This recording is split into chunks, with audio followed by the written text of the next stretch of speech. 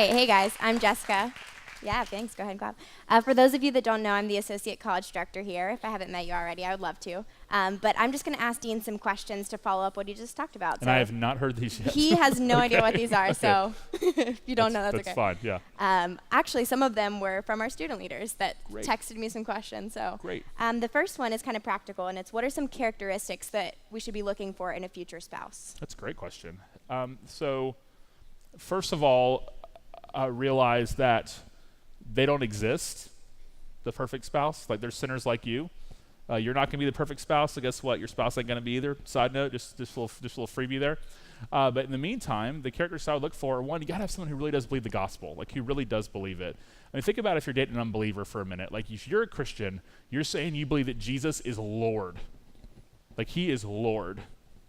And the person you're dating thinks he may be on his best day as a nice guy or a good teacher. You are on, I don't care how much more you have in common, you are polar opposites of the spectrum.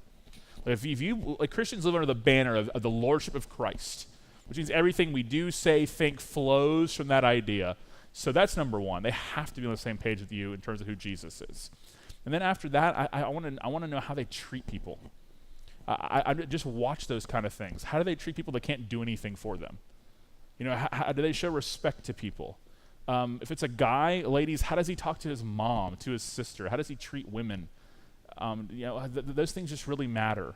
And ladies, or guys, for ladies, like, does she think that she's it? I mean, does she? And just watch those kind of character things. Like, is there humility there? Like, is there lack of drama? I mean, just things like that. Just look for those kind of character sort of things in terms of, like, how do they treat people? There's just so much to see in that. Mm-hmm. And that's after who do they know Jesus, I would say that. I just think that's really important. Yeah, it's awesome. Very practical. Yeah. So next one, what would you say to those people that are in the talking phase or are afraid to take that next step into a relationship? Yeah, okay. Yeah, I would say, well, what am I ready for? Okay, what am I actually ready for? And by ready, I don't mean get married tomorrow. I mean that, like, hey, I'm at the point now where, like, I feel like I'm mature enough and in a life phase enough and moving towards this. Now, here's what's interesting. Marriage, from the beginning of creation all the way till very recently, has been a cornerstone of society. Like, you built your life from marriage. Now it's a capstone. It's like you tag it on at the end after I've done all these different things that I want to do. God didn't design it that way. Doesn't mean you can't do the things you want to do. I'm not saying that. But, like, God wants us to build our lives from marriage. Doesn't mean you have to be 22 when you get married. I'm not saying that. But I would say, just first of all, just know what you want. And if it's a Christian relationship, then in that conversation, be like, hey, like, I don't know how to say it in a non-cheesy way, but you're going to know this person well enough now to how you talk to each other. Be like, hey, look, like, what are we? Like, I'm interested. Like, I would like us to be more exclusive, or, you know, if I walk into Starbucks to see with somebody else, I'm going to spill coffee on them accidentally, you know, that kind of thing. Like, that's where we're at. But I just want you to know that I'm really trying to follow Christ. And again, I'm not trying to sound like Sunday school answer, but like we really do believe this stuff, right? So I'm really trying to follow Christ. So, like, I would love being in a relationship with you, but, like, let's just kind of, our next step is yes, it's just us, there's nobody else, but we're just gonna, like, take it slow. And by slow, it means, like, we're not gonna act like we're married. We're not gonna pretend like we're married. We're still gonna have our friends. We're still gonna incorporate everybody together. We're not a package deal. Right, where she can't do anything so that I can't. It's like, what? We don't do that, and we're married. You know, like, that kind of stuff. Like, don't be a package deal. And I make that. But in terms of the moves, like, dude, if you like her, make the move, man. I mean, like, go for it. But know what you're doing. Like, know what you're doing. You are getting ready to really walk with somebody who's your neighbor, right? Who is giving themselves in some kind of vulnerability to you. Like, you're different than another random person, right, in their eyes. That's why you're together. So you need to really make sure that you're caring for that person. And I just think that really matters. But eventually you got to pull a trigger and you got to just ask. It's good. Yeah. Very good. So when you're in that more exclusive relationship, when is it a good time to start the conversation of getting married?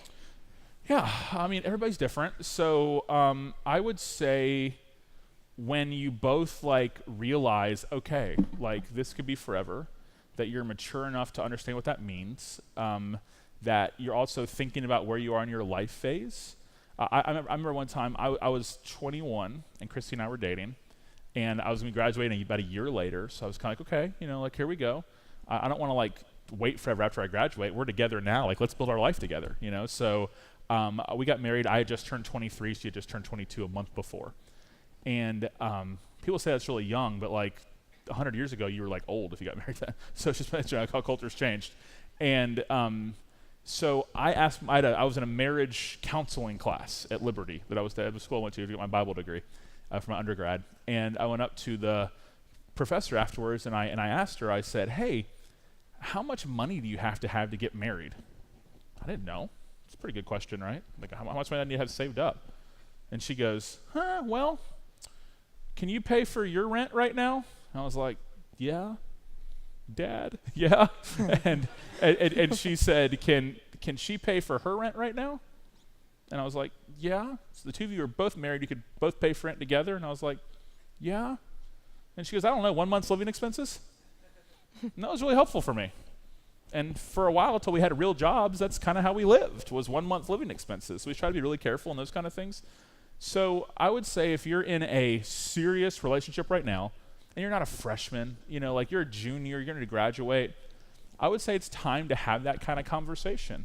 And also to answer the question, how bad do I really want to be married to this person? Because that could mean I'm putting something else on hold that I really want to do. We're the first people in the history of the world that think career is more important than marriage. In the history of the world, civilization since the beginning of time, they would say, I don't want to get married because instead I want to go X.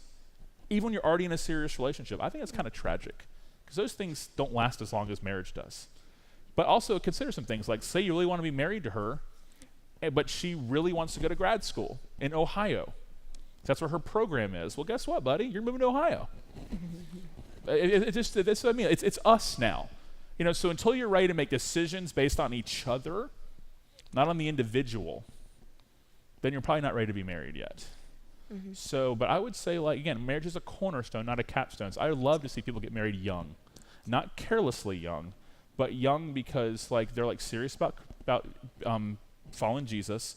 They're in a serious relationship together. They want to be with that certain girl, with that certain guy, and they realize that, look, if this keeps going, we're like Sin City, USA, okay? Like, we're just not going to work, okay?